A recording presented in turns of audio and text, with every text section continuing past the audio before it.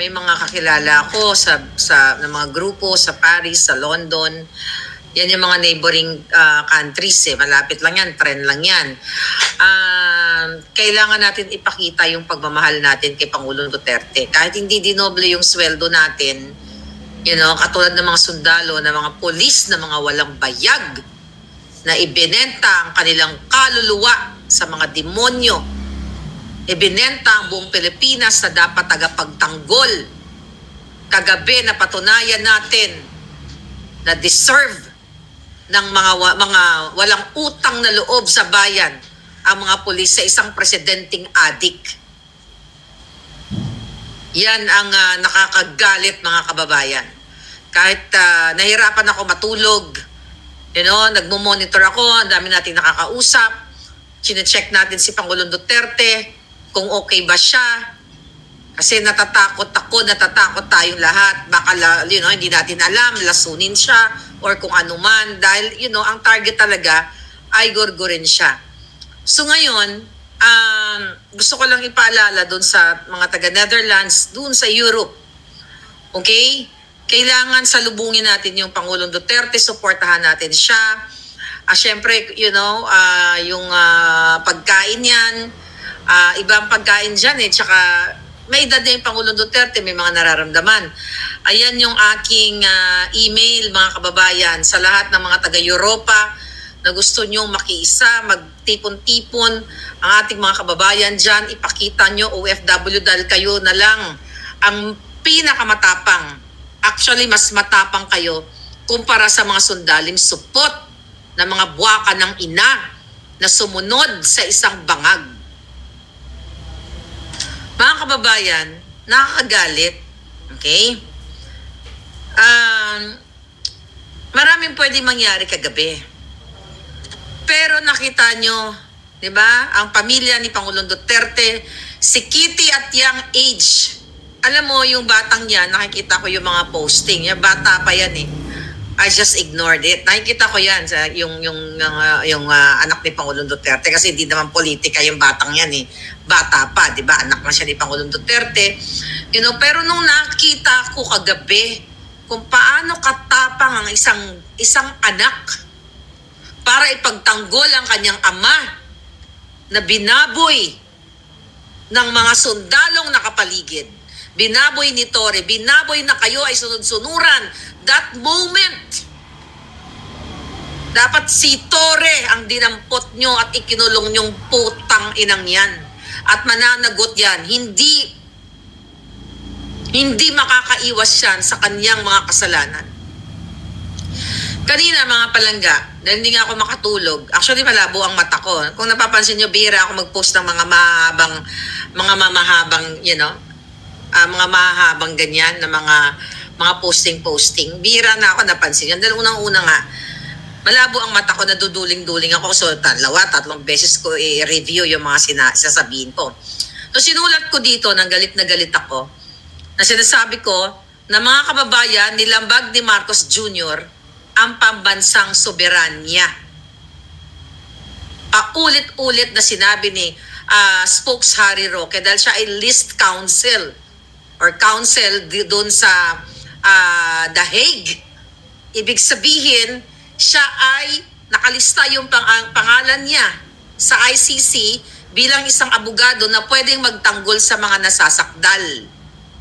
Okay? Kaya kung nanood kayo kagabi, ang sabi ni Spokes Harry Roque ay pupunta siya sa Netherlands. Inday, I think papunta na. Si Pulong, I don't know kung sino pa mga pupunta. Pero para lang sa peace of mind ninyo, so sa nakuha kong report sa mga, natin, nasa Dubai ang Pangulo at maayos so far ang kanyang sitwasyon. Nakita nyo din sa post ni Kitty na pinakain nga lang daw sandwich lang after long flight. Alam nyo, mga kababayan, ituloy ko pala muna to. So sabi ko nga dito, ang betrayal of national sovereignty. Ito ang lagi yung naririnig sa mga abogado lalo kayari. Okay? Ang betrayal of national sovereignty o pagtataksil sa pambansang soberanya ay isang mabigat na kasalanan na ginawa ng isang leader na bangag laban sa kanyang sariling bansa. Ito ay nangyayari kapag ang isang pinuno o presidenteng adik ay pumapailalim sa sunod-sunuran o pumapailalim o sunod-sunuran kapag ang isang pinuno ay pumapailalim o sunod-sunuran sa kapangyarihan ng dayuhan or nakikipagsabwatan sa mga banyaga laban sa kapwa Pilipino at sinisira ang kasarinlan ng ating bayan para lamang sa pansariling interest. Ibig sabihin, malinaw na si Bangag Marcos Jr. ay hayagan o harap-harapan na ipinagkanulo at isinuko ang Pilipinas at si Pangulong Duterte sa mga dayuhan at ICC. Sabi ko nga dito, hindi na natin mabilang kung ilang beses ba isinuko o ibinenta ni Marcos Jr. ang ating soberanya sa mga dayuhan. Kayong mga Pilipino, kung sino-sino pang mga banyaga, the fact na yung expose ko sa inyo, na pinapasok nila itong mga ICC personnel last year, kung natatandaan nyo, doon pa lang tinraidor na, 2023 like kung sinasabi to sa inyo, ito na lahat, produkto na ito ng mga expose natin. Ngayon, sabi ko nga dito mga kababayan, dahil pumayag si Bangag na diktahan siya ng mga banyagang bansa, lalo na yung ICC, imbis na ipaglaban ang karapatan ng Pilipinas sa mga dayuhan, pinayagan niya ang dayuhan at ICC ang kumontrol sa justice system o hustisya ng Pilipinas at kasama dito ang mga supot na mga na walang bayag, na mga walang utang na loob kay Pangulong Duterte na dumoble ang inyong sweldo, ang inyong mga uniforme na dating panahon ng ibang mga presidente ay nag-aawa kami sa inyo, butas-butas sa mga boots nyo, sardinas lang ang kinakain ninyo, awang-awa, pinagtanggol ko pa kayo nung panahon ni Noynoy, nag-donate kami dahil deserve yung tulungan kayo, pero mga putang buha ka ng ina nyo. Lahat doon na hindi nanindigan sa illegal na pagkidnap kay Pangulong Duterte, mga hinayupak kayo, deserve nyo na may bangag na presidente kayo na nanakawin ang pensyon nyo, baka hindi na kayo magka-pensyon. Yung mga bata-bata doon, but in fairness doon sa mga umiiyak-iyak doon, or umiyak, naintindihan ko naman na nahihirapan kayo, pero dapat noon nanindigan kayo. Mga kababayan, nakakagalit. Sabi ko nga, si Bangag Marcos Jr. mismo ang nagbigay daan sa International Criminal Court para arestuhin si Pangulong Duterte. Mamaya isa-isahin natin to. Ipinagkanulo niya ang mga Pilipino, hindi lang ang Pangulong Duterte, lalo na ang kanyang mga kalaban sa politika. Imbis na ipagtanggol, dahil threat sa kanya si Inday Sara, threat si Pangulong Duterte, dahil tignan nyo naman, kahit ngayon yung vlog ni, yung press conference ni Bangag, na 43,000, I think 43,000 comments, lahat minumura siya, buwaka ng ina. Hindi ba nakikita ni Bangag Jr. yan? Hindi nyo ba nakikita mga sundalong, mga supot, mga pulis na mga walang utang na loob? Sana sa susunod, patawaran ako ng Diyos. Sana hindi magurgur ang mga pamilya nyo ng mga adik. Tangay na, crime against humanity, laban kay Duterte, pinagugurgur lang yung mga salot sa lipunan, kahit nga ako presidente nyo eh. Sabi ko nga sa inyo, masahol pa ako kay Duterte. Dahil uubusin ko talaga lahat ng salot sa lipunan. Diba? Ngayon, ina-highlight ng mainstream media yung mga biktima ng mga addict na mga iba doon stage lang. Ay yung mga ginurgor nila ng mga batang mga inosente, yung mga ginasa ng mga addict, na mga pusher, yung mga sinira nilang buhay ng mga estudyante. Wala bang karapatan yung mga yon? Kayong mga pulis sundalo na dapat kayo nagtatanggol? Ayun. Sabi ko nga, sa halip na iginit ang ating soberanya, itinutulak ni Marcos Jr. ang Pilipinas sa ilalim ng kapangyarihan ng dayuhang korte at gobyerno. Hindi niya kayang ipaglaban ng ating karapatan. Ang Pangulo na dapat sana'y leader ng bansa. Isa siya Siya pa mismo ang dahilan kung bakit tayo natatapakan. Kaya putang ina, pag pumunta tayo ng ibang bansa, ang tingin sa atin, lahat katulong. Kung hindi katulong, pok-pok. Diba? Yan ba gusto nyo? Kahit ano pang bihis ninyo, lalo na yung mga kawatang politiko, kahit paliguan ninyo yung mga sarili nyo ng mga nakaw sa bayan, na mga Hermes na yan, mga luxury, ang tingin sa inyo ng ibang lahi, it's either pok-pok o katulong. Bakit? Kasi kayo mismo ang sumisira sa inyo, si Bangag mismo ang nagkanulo sa atin, ang mga pulis kagabi, ang AFP, ang putang inang uling na tore na yan, mananagot yan. Hindi ka magtatagal, buha ka ng ina mo, tandaan mo. Tore, magbabayad ka. Sa taong bayan, sa lahat na kasalanan mo. Hindi mo alam, baka biglang may tumusok na ano sa'yo dyan. Pinagdadasal ko yan. Na may isang manintigan. You'll never know, isang bala ka lang. Diba? Hindi mo masabi yung mga ano na yan. Hindi mo masabi yung mga naghuramentado dyan na mga adik. Malay mo, yung mga adik dyan na mga polis, baka mamaya mga adiktos na mapraning sa'yo. Oh. Dahil ayaw niyong hulihin ang adik niyong presidente. Kapag ang mga pulis, ayaw na nga nila i-drug test sa mga pulis eh. Di ba? I forgot lang na i-comment nyo dyan. I think parang may order something. Nakalimutan ko na sa dami ng issue na hindi na kailangan mag-pulburon test. Eh, sabi nga ni Marbil, okay lang na nagsisingot-singot kasi to extend you more time para makapagtrabaho. Kaya ngayon, ang daming addictus benedictus. Galit, mga kababayan. Si Bangag mismo, di ba, ang nagkanulo sa ating presidente. Sabi ko nga, inalay ni Pangulong Duterte ang kanyang buhay. Hinarap niya mga demonyo sa 6 years ng pamumuno. Pero si Marcos Jr., inalay niya o ipinagkanulo niya si Pangulong Duterte dahil siya ay sunod-sunuran. Pati buong Pilipinas. What? Kapalit ng kanyang sariling o pansariling interes para pagtakpan ang lahat ng kidnapping na kinasasangkutan ng pamilya niya ni Lisa Tanas. Susunod na, baka bukas ilabas na natin yung video ng nanay na kung saan pinadukot ni Marcos Jr. at ni Lisa Tanas sa pakipagsabwatin ni Teddy Boy Locsin Jr., ni Maria Lourdes Barcelon para i-extract ang dalawang bata. And now, sabi ko nga dito kanina, pinatunayan nila talaga sila ay mga kidnapper dahil kinidnap nila ang Pangulong Duterte. At kayo naman na mga nakinabang sa panahon ni Pangulong Duterte, lalo na yung mga sumipsip sa kanya na nabigyan ng mga posisyon ng panahon na yon. Nasaan kayo? Ipagtanggol nyo, Pangulo.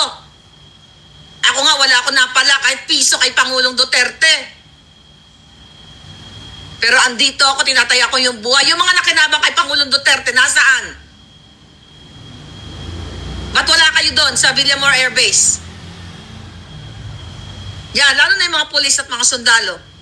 Kaya sabi ko nga, mga kababayan dito, ay, nako, nakakapikon talaga. Kaya sabi ko, dahil gusto pagtakpan ni Marcos Jr. ang kanyang mga pagnanakaw, smuggling, dyan sa Bureau of Custom, pagpalaya kay Sayarot, pag-appoint kay Michael Mann na bogus, na walang papel. Sino pa ba yung mga lagi nating binabanggit? Chandiramani, pagpalusot kay Kumar, lahat na lang ng kababuyan ng adik na presidenteng ito ay nandiyan na. Pero ang mga pulis at mga sundalo ay bulag, pipi at bingi. Patawarin ako ng Diyos, pero sana matikman nyo ang hagupit ng mga adik, ng mga anak nyo, at nang maramdaman ninyo at ma-realize ninyo na tama pala ang Pangulong Duterte. Maramdaman ninyo yung naramdaman ng mga inosenteng biktima na pinapasok ang bahay, inihila sa mga iskinita, ginugurgor, inaakyat sa bukid, sinisilid sa sako, sinisemento ang mga biktima kung saan, sinisemento sa drum, sinisemento kung saan, nilulubog sa kung saan.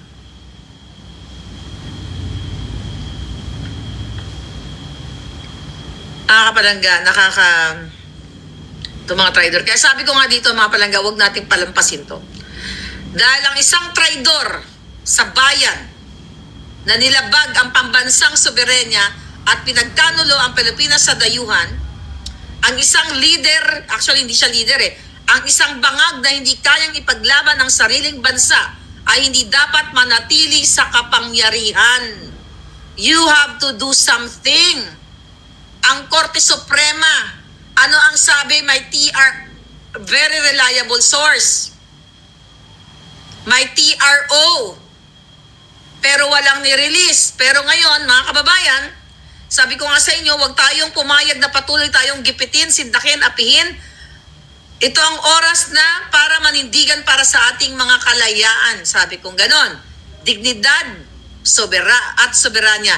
Lumabas na kayo sa kalsada para iparinig inyong boses at ihayag ninyo na ayaw nyo na sa presidenteng polboronic at bangag at adictus benedictus.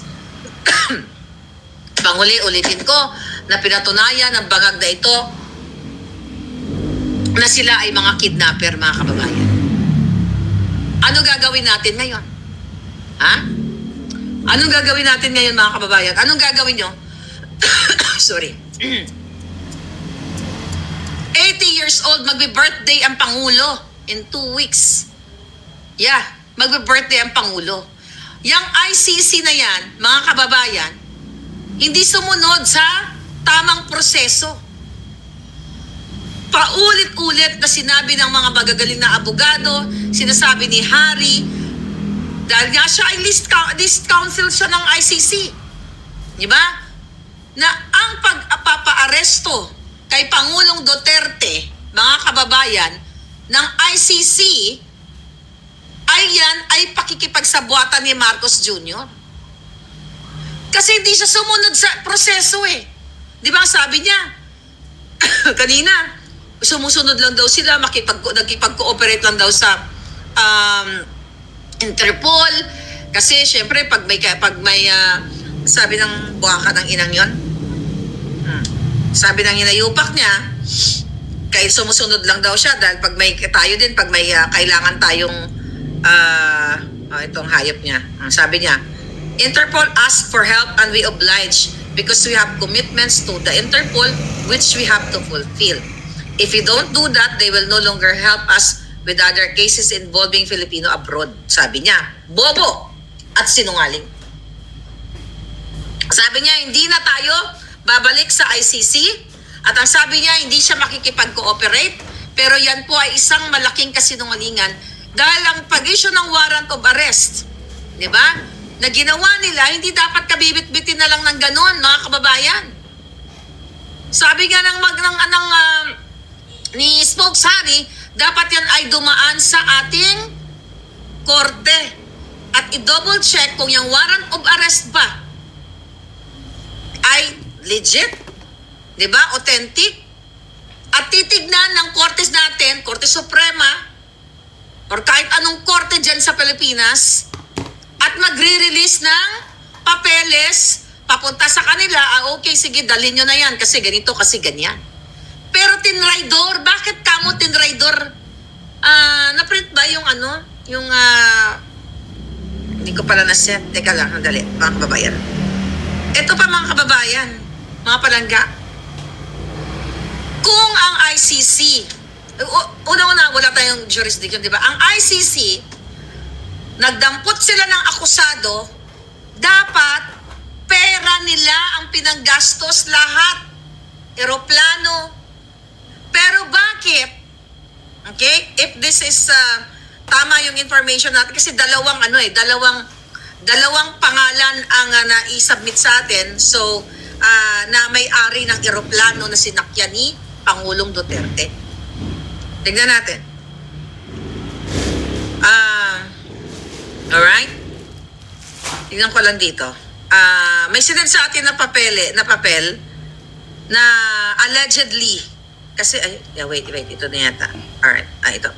So, itong papel na ito, mga kababayan, yung application for aircraft registration, ang may-ari, wag na itong mga papel na ito, pangalanan na lang natin. Okay, allegedly, ang may-ari, dalawa kasing lumabas, which is which? Si Martin Romualdez or si Ramon Ang. So, ang question ko, hindi ba planadong-planado? Bakit? Kasi hodang si Romualdez ang may-ari o si Ramon ang may-ari o si Juan de la Cruz ang may-ari ng plane na sinakyan ni Pangulong Duterte? Set up talaga para kidnapin ng Pangulo. Hindi lang yun, mga kababayan, mayroong dapat consideration at alam ko may batas yan na tinitignan mo yung age ng dinadampot mong akusado. Kung totoong kung tayo ay miyembro ng ICC, talagang meron silang pwedeng titignan yon at may jurisdiction sila. Kaso nga wala. At pwedeng sabihin ni Bangag Jr. na ayaw namin makipag-cooperate yan, pero sinungaling siya. Sinabi niya yun, di ba? Pero ipinagkanulo niya yung Pangulo. Pinaaresto niya. Kasi dapat yan idaan sa korte, di ba? Paulit-ulit natin narinig kanina, ay kahapon sa vlog natin, 10 hours tayo na dahil tayo, maliban sa hindi na tayo kasali dyan sa ICC na yan, dahil nagtiwalag na nga tayo dyan, katulad ng Amerika, katulad ng Israel. Kaya nga, di ba, si Lolo Trump, noong February 6 ay nag-release siya ng sanction, ng executive order. Di ba, na freeze niya ang funding ng ICC na yan. Dahil ang sinasabi niya, ginigipit ang mga iba't ibang bansa, lalo na itong Israel, dahil nga doon sa kaguluhan naman ng bansa nila between Palestine, mga kababayan. So ngayon, ang ating bangag na presidente, kahit tayo ay hindi na miyembro, ay ibinenta si Pangulong Duterte.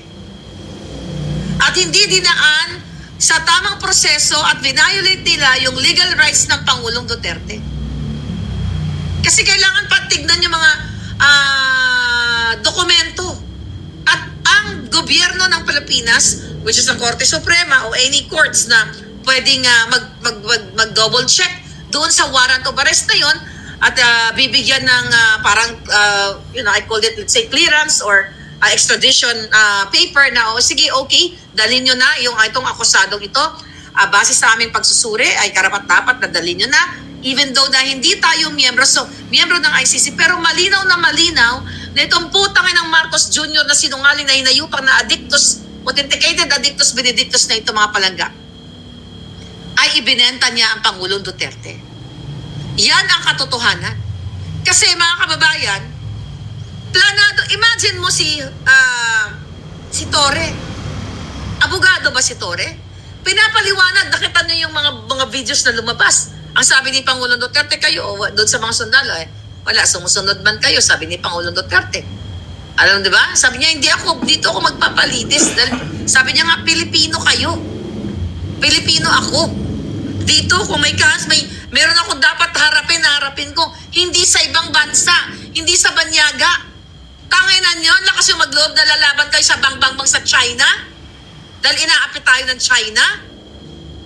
Pero ibinenta nyo ang buong Pilipinas sa ibang lahi dahil voluntaryo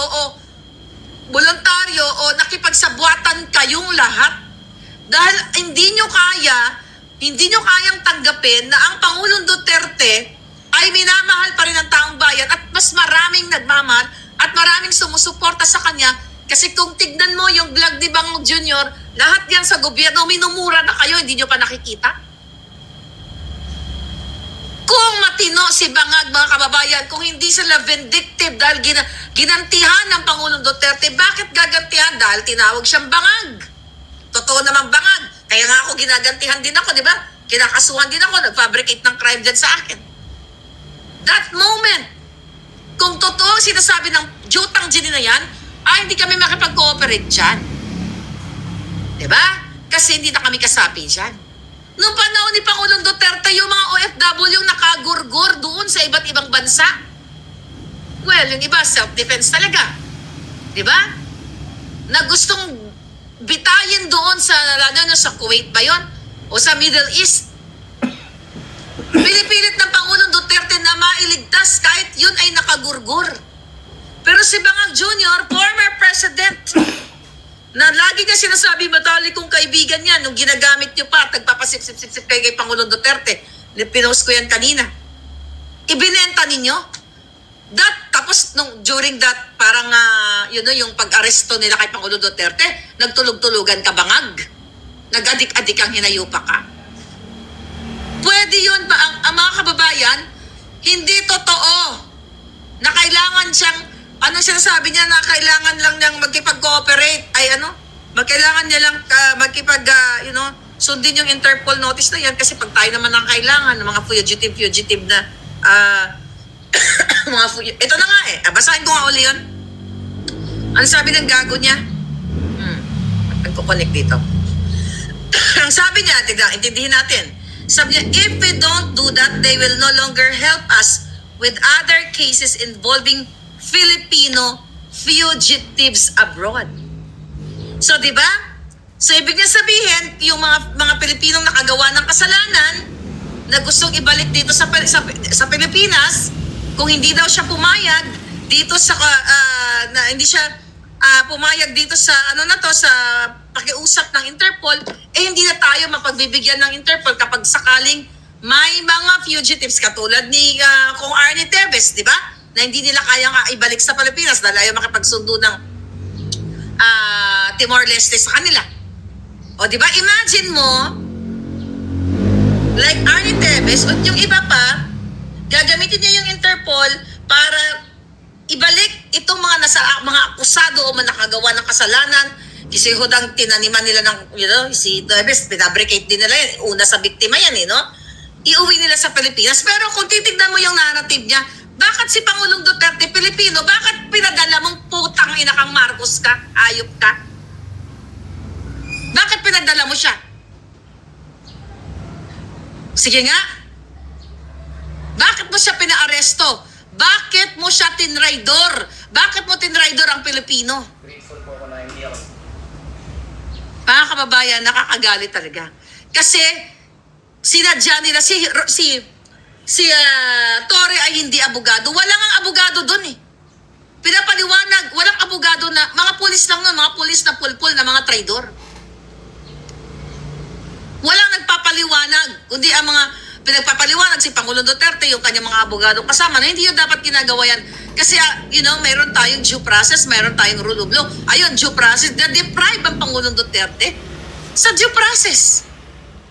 Yung mga legal rights niya na kailangan siya mag-apila, di ba? May motion, nag-file ng petisyon, tapos dinelay nila at baka ang Korte Suprema ay delaying tactics. Kasi nga sabi ko sa inyo, hindi lahat dyan sa Korte Suprema na yan, ng mga hurado dyan ay nakikipagsabuatan kay Lisa Tanas.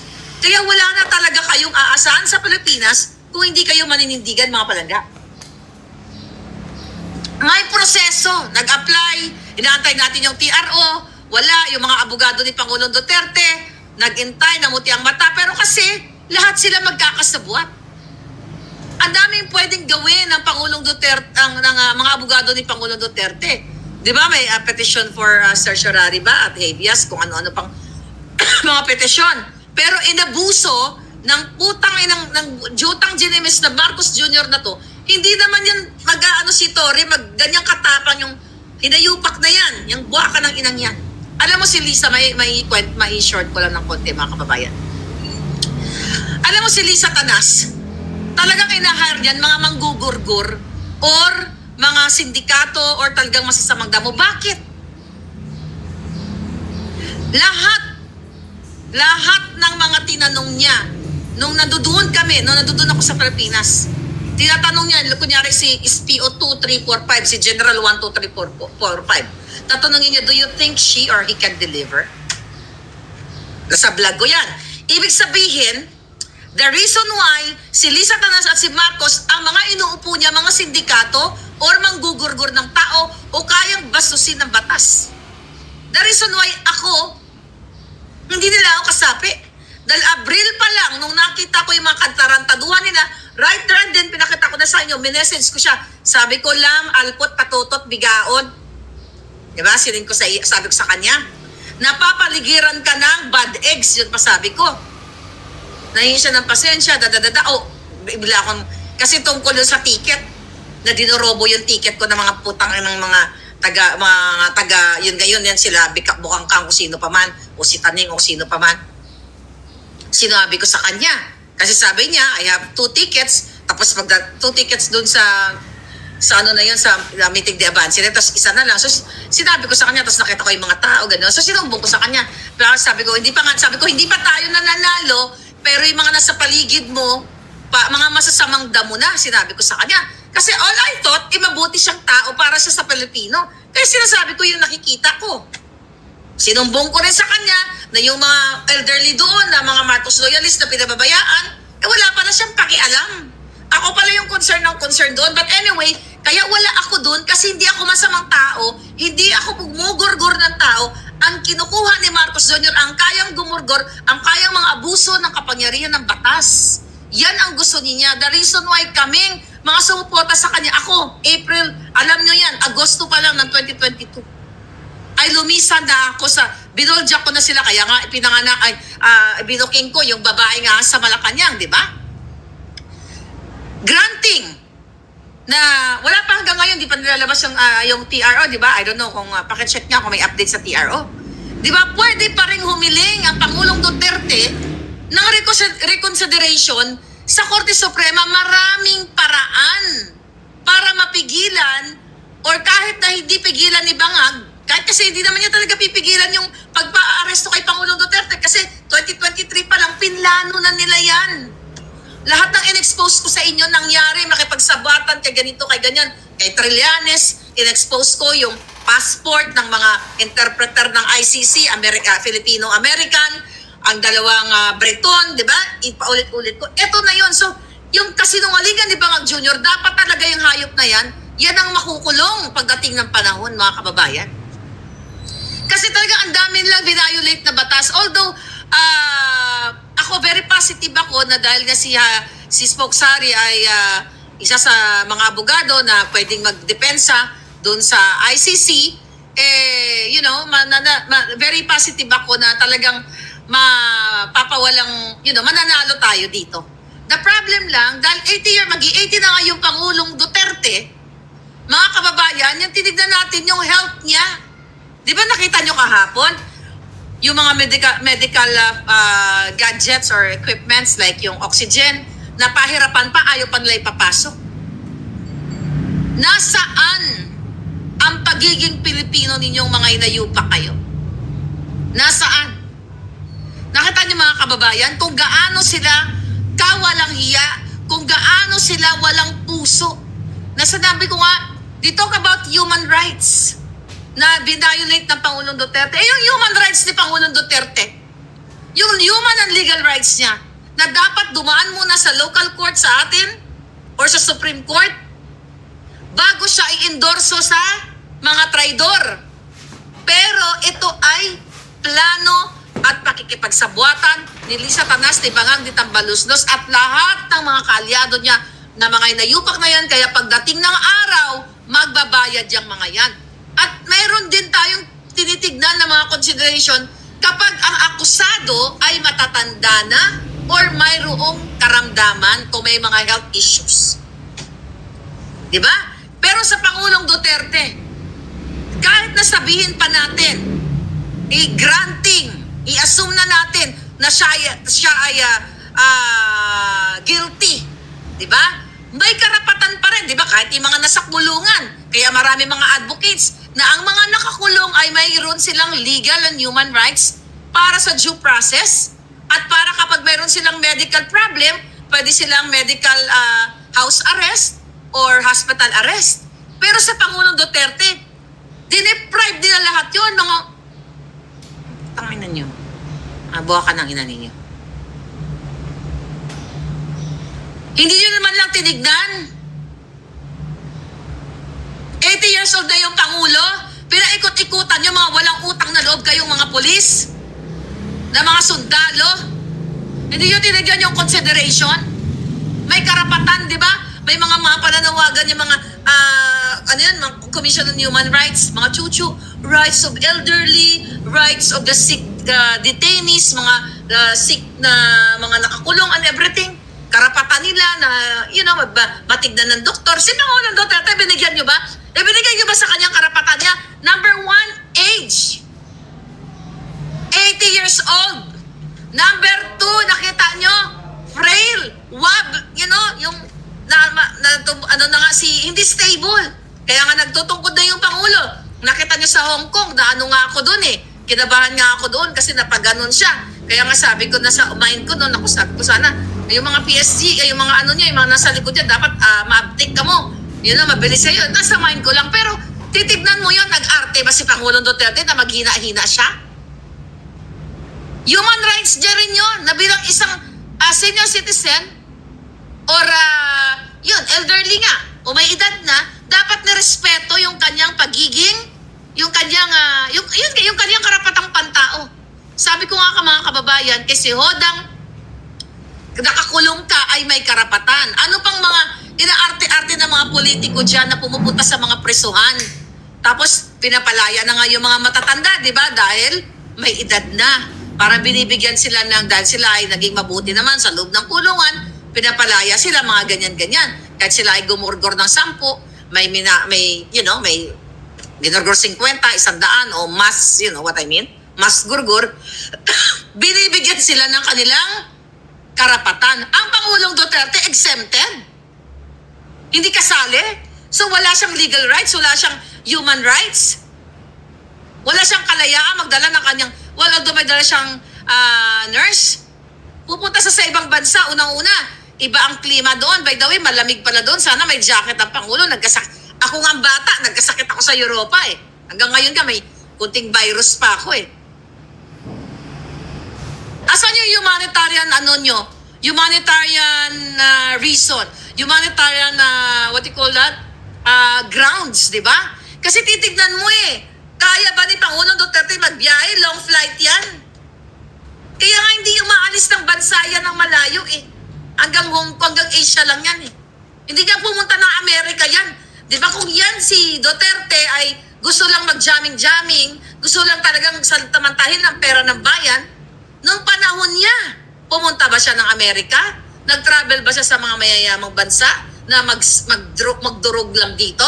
Hindi ka tulad ni Marcos Jr., ilang beses na pabalik-balik sa Amerika, nagpupuslit pa sa Singapore para F1, di ko nga alam ba kung saan-saan pa siya pumuslit, di ba? Nasaan ang humanitarian reason? Yun yung grounds na dapat tinignan ninyo, hindi nyo pinasakay ang Pangulong Duterte. Pero mga kababayan, kahit mangawit ang boses ko dito, sila ay pinlano nilang traidorin ang Pangulong Duterte na ibenta sa mga banyaga. Ang pagbenta kay Duterte ay pagbenta sa lahat ng Pilipino. Kaya kayo mga buwaka ng inang mga trolls ni Lisa at kayo mga Pilipinong mga taksil, namnamin nyo pag pumunta kayo sa ibang bansa, first time ninyo, na mapagkamalan kayong what? O hindi pala mapagkamalan. Na ang tingin sa inyo ay pokpok at katulong. Yan, dalawa lang yan. Lalo na sa panahon ngayon. At adik, nung panahon ni Duterte, naging proud ang mga OFW. Ang sabi nga, pwede ba iramin namin yung Pangulo nyo? Diba? Ganon. Ngayon, ano tingin sa atin? Mababa pa sa pusali. Dahil ang presidente nyo adik, ang first lady nyo kidnapper. Good combination. Ngayon, ito lahat pagtatakip, ulit-ulitin natin, pagtatakip dyan sa nalalapit na oral arguments na pinapaliwanag sila ng Korte. Ay, wala na tayo, I don't know, Supreme Court. Di ba? Pinapaliwanag sila kung bakit mayroong blanco sa bicameral report at bakit yung PhilHealth ay nilamo nila yung 60 billion. But you don't care. Kaya you deserve, kayong mga pulis lalo, kayong mga bugo, yung mga sarado ang utak na nagdiriwang kayo na dahil si Pangulong Duterte ay tinraidor at ibinenta ni Bangag Jr. Akala nyo si Duterte lang ang naibenta. Kasama kayo doon. Imagine nyo, dating presidente kaya nilang ganunin. Alam nyo, nakita ko si Pangulong Duterte kagabi. Alam mo, pwedeng kung si Pangulong Duterte ay hindi sumusunod sa kung talagang arugante siya or yung loko-loko lang, Sabi ko nga, alam mo, I don't know kung naisip nyo to. Naisip ko kagabi, sabi ko, sana gumulong-gulong si Pangulong Duterte dyan. Sabi ko, sana humiga-higa dyan at maghiga lang siya dyan or, narinig ko, sabi ni Pangulong Duterte, sabi ni Hanelet, wala ngang warrant of arrest. Tapos sabi ni Pangulong Duterte, may warrant. Kasi ayaw niya ni Madam Hanelet na yun nga, mag-submit si Pangulong Duterte. Sabi ni Pangulong Duterte, may warrant of arrest lagi. So, ibig sabihin ng Pangulong Duterte, tumitingin talaga siya sa proper na procedure at kung may dokumento, pero ipinapaliwanag niya din na dapat ay litisin siya or tignan muna ng Korte Suprema o ng ating local court sa Pilipinas bago man siya ipadala o bago siya ibenta ni Pangulong Bangagno. Kaso nga mga palangga, ito nga ay mafia. Pinlano nila 2023, 24, 25. Yung nakapalo sa akin, di ba sawang-sawa na nga kayo sa bunganga ko? Nato si Maharlika, wala nang sinabi, kundi ICC ni Duterte, ibibenta. Ang mga expose ni Maharlika, pabalik-balik lang naman yan eh. Gorgorin si Kibuloy, gorgorin ni SMNI, gorgorin ang mga vloggers na anti-bangag vloggers at ang mga Duterte. Di ba? Minsan nga, kayo sawang-sawa, Miss Maharlika, paulit-ulit ka na lang, di ba? Ganun ang mga sinasabi ninyo. Pero hindi ako nagsasawa kahit nagiging parang na tayong parot dito pa ulit-ulit. Kasi eto na ngayon. Ito na ngayon ang nakikita ninyo. Hindi nila kinonsider na may matanda, may sakit ang Pangulo. Di ba? Mahina.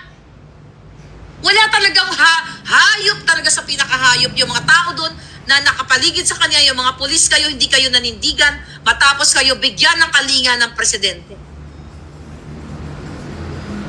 Dinraidor nyo Pilipino. Kayo dyan na nakikinig, na mga trolls, natutuwa kayo, mga jutang ginina ninyo. Kasama kayo sa, akala nyo si Duterte lang ang binenta ni Bangag. Kayo, ito ay sinasampulan na kayo na pag hindi kayo nanindigan, forever kayo dyan na pamumunuan ng mga bangag, ng mga adik na katulad ni Marcos Jr. Kung matapang yung hayop na yan, mga palangga. By the way, you talk about inhuman, na ang Pangulong Duterte ay mabangis. Hindi ba kayo naging mabangis? Naging tao ba kayo kagabi? Nung pinipilit nyo, nung kinidnap nyo yung Pangulong Duterte, in-extract nyo, ang author niyan si Lisa Marcos at si Marcos Jr. Dahil sila ay kidnapper. By the way, paulit-ulit kong sinabing kidnapper sila, di ba? Sa tingin nyo ba kung ako ay nagsisinungaling? Kung kaya nilang magbayad ng, baka hindi nagpabayad si Ramonang o si Tambalustos. Kung kaya nilang gumastos ng milyon-milyon para kunin ng Pangulong Duterte, former president, hindi pa napatunayang nagkasala sa atin sa Pilipinas, puro mga accusation ng mga jutang nilang mga dilawan, tinklawan na nagsanib pwersa ng mga hinayupak. Sabi ko nga, napakalupit ng aking akusasyon sa kanila na sila ay kidnapper. Yan ang pinakamalupit. At si Marcos ay addictus. Pwede nila hingin ang ulo ko dito sa bansang Amerika na yung taong yan, sinasabi na kidnapper si Marcos Jr. Bakit duwag na duwag si Marcos Jr. na mag-file ng case against me? Ang kaya na lang nilang panindak ay yung defamation case na civil cases. Bakit ayaw? Ito na nga lang, ino-open ko. Open your brain. Ang lungs nyo, parang mag-inhale, exhale. Buksan ninyo. Sa tingin nyo, kung walang katotohanan, yung sinasabi ko na si Marcos Jr. ay authenticated bangag, na dito sa California, pina-authenticate ko, na si Lisa ay nangidnap, na ito ay ginawa ko lang na kwento. Ito, paulit-ulit ko din, ikulalya na ako. Hindi ako kakasuhan ng mga yan. Bakit takot si Marcos at si Lisa Tanas magkaso kay Maharlika na sila mismo? Hindi yung mga proxy nila na mga putang, yung mga demonyo. Masawal pa sila. Bakit? Takot na maipresent natin sa korte ang ebidensya, yung mga video, mga text messages na si Lisa Tanas, si Teddy Boy Locsin Jr. Ayan yung butang ina yung Teddy Boy na, di ba, ang tapang nun sa Twitter. Inahamon ko yung hayop na yan. Yan ang nag-facilitate ng kidnapping, extraction sa dalawang bata. O di ba may pera sila? Ang base Ambassador pa ngayon yan sa Europa. Bakit hindi sila mag-file ng case? Yan ang inaantay kong kaso. Case of the ano bang taon na tayo ngayon? Pero bakit ayaw nila kasuhan? Takot sila na ma-present ang ebidensya ko sa korte.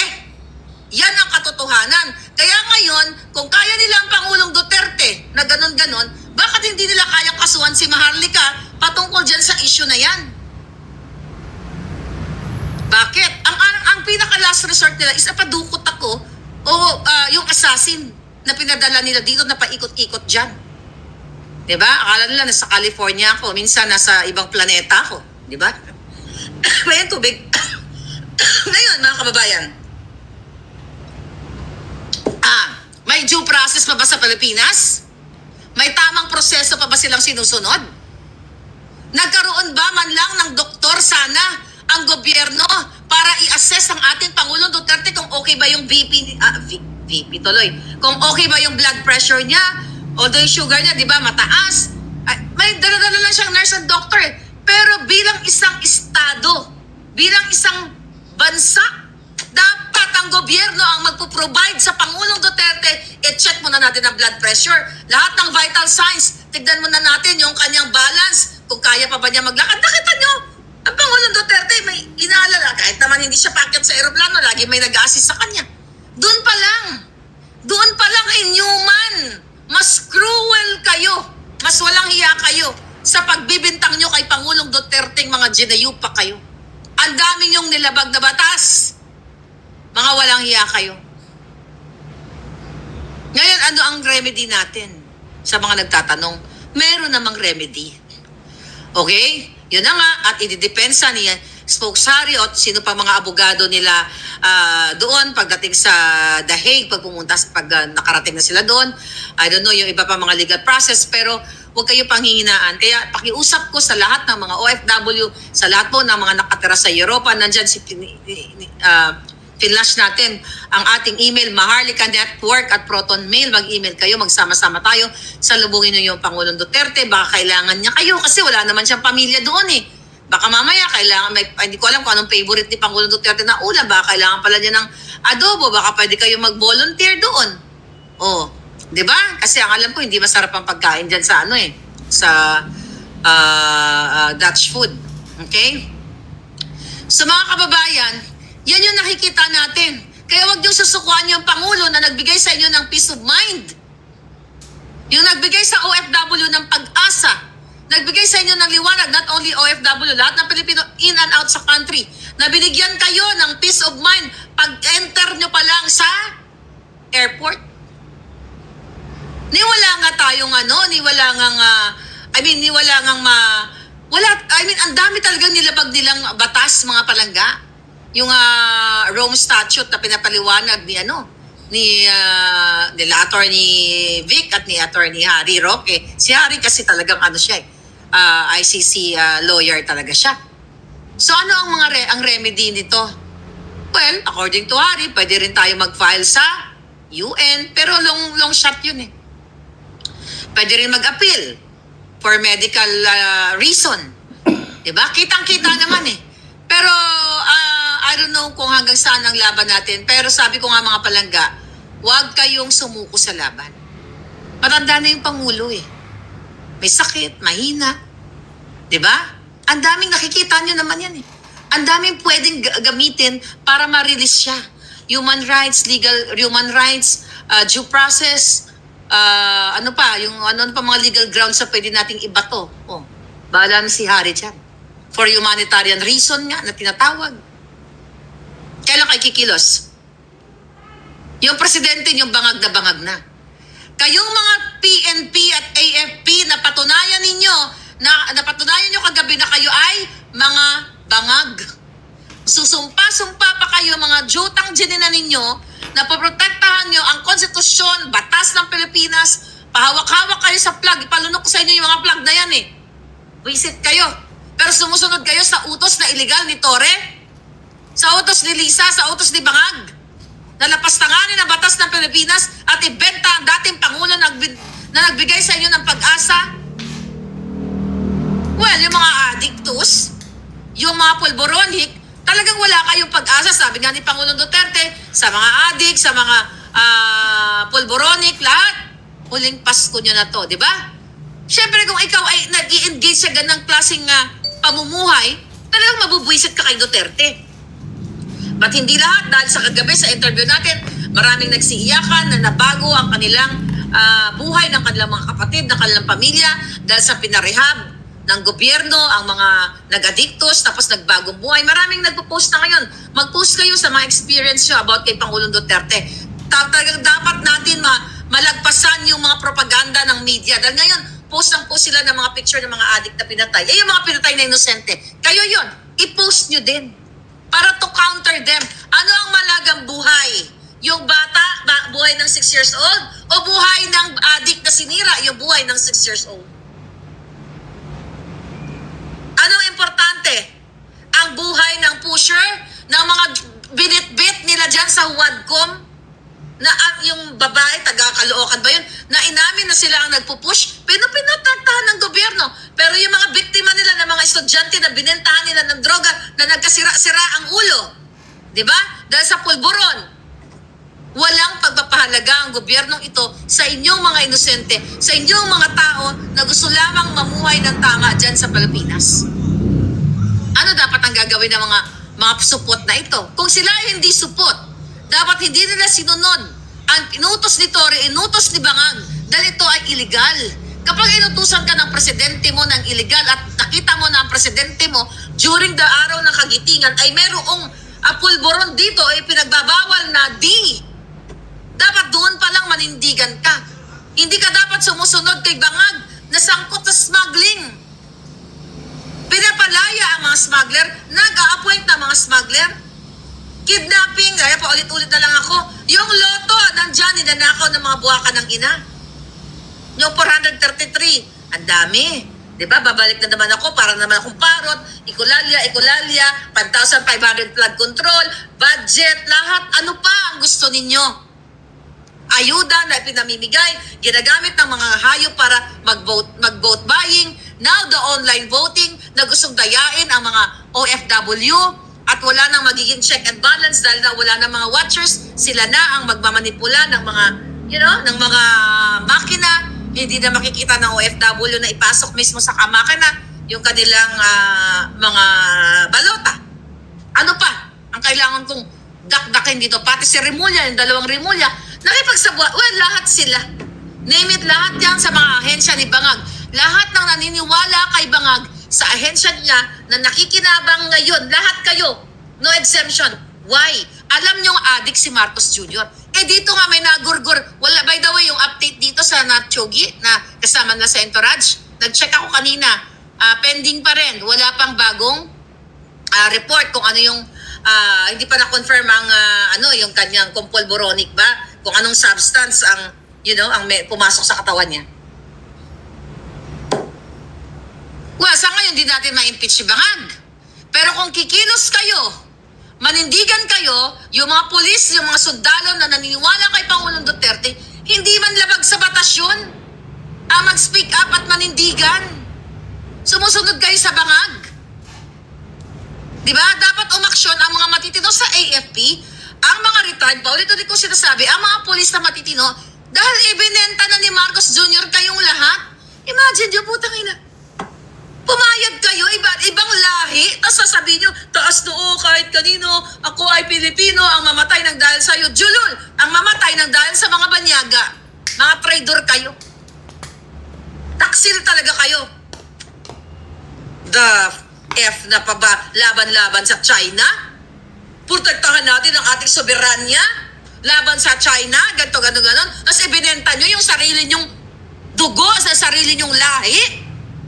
Tapos gusto nyo yung ibang Pilipino na mga nahuli doon kung saan mang bansa, makipag-ugnayan, sabi ni Bangag, sa Interpol para maibalik ang mga akusado o nasasaktal na mga Pilipino. Samantalang Pangulong Duterte, inihain nyo sa banyaga mga iyo di puta kamutanan, mga lintik, mga panay, pagsusugod ng mga bilat ni Lisa. Nakagalit mga kababayan. Nakagalit yung ginagawa nila. Yung polis naiyak pero wala silang magawa. May pamilya din sila, sabi ni Virgie pa. Yun na nga mga kababayan. Lumabas kayo sa bahay nyo. Ang sabi ng iba, okay, akala ko ba revolusyon ngayon? Ang revolusyon hindi nangyayari ng isang araw. Hindi yan nangyayari ng isang araw. Collective yan. Kailangan nyo manindigan dahil wala nang batas sa Pilipinas. Kagabi, napatunayan natin na nag-failed na even ang mga justices natin. Kaya kayo, alam nyo yung may mga kaso-kaso sa Pilipinas, yung mga ginigipit kayo ng kapitbahay nyo, ng mga pulis, o ginigipit kayo ng mga tao sa gobyerno. Kaya nilang laruin ang batas at wala kayong laban dyan. Kung kaya nila bayaran ang mga husgado, ang mga lawyers, at kung sino-sino pa, mga kababayan.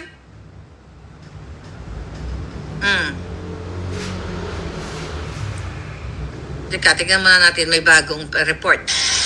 Si PRRD, ano to sa airport? Ay, 22 minutes, may Pinoy Kitty. Ay, nag-send lang. Yan si PRRD. We love you, PRRD. Hindi ka namin susukuan.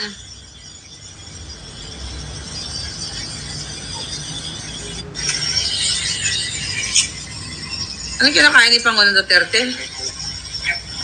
Hindi sanay ba si Pangulong, ano to, kanin ba to? Or parang gulay? Imagine mo yung eroplano na sinakyan niya, naka-ready na, naka-set up na, hindi sa ICC, gastos ng Pilipino. Kasi kung talagang initiative ng ICC yon, gastos nila yon, hindi pera ng, para private plane yon, pera ng kapwa nyo Pilipino o kapwa nyo traidor. Tignan natin mga sinend sa atin. Ano to? Bring PRRD home. Ay, magbabago na pala tayo ng ano. Nagbago si Inday ng ano, yeah. Ito, i-follow natin yan. Magpapalit tayo ng, ayan, nagbago ng ano si Inday. Bring PRRD home. Kailangan natin maiuwi ang Pangulo sa Pilipinas. Dahil ang Pangulong Duterte, nasa Hong Kong pa lang yan. Usap ko na may mga nakausap tayo diyan. May mga nag-advise sa kanya na diyon na lang daw siya muna sa Hong Kong dahil sa mga balita-balita. Sabi ni Pangulong, hindi ko uwi ako. Doon ako sa Pilipinas ipinanganak, doon ako mamamatay. Arapin ko lahat. Kung gusto niyang tumakas.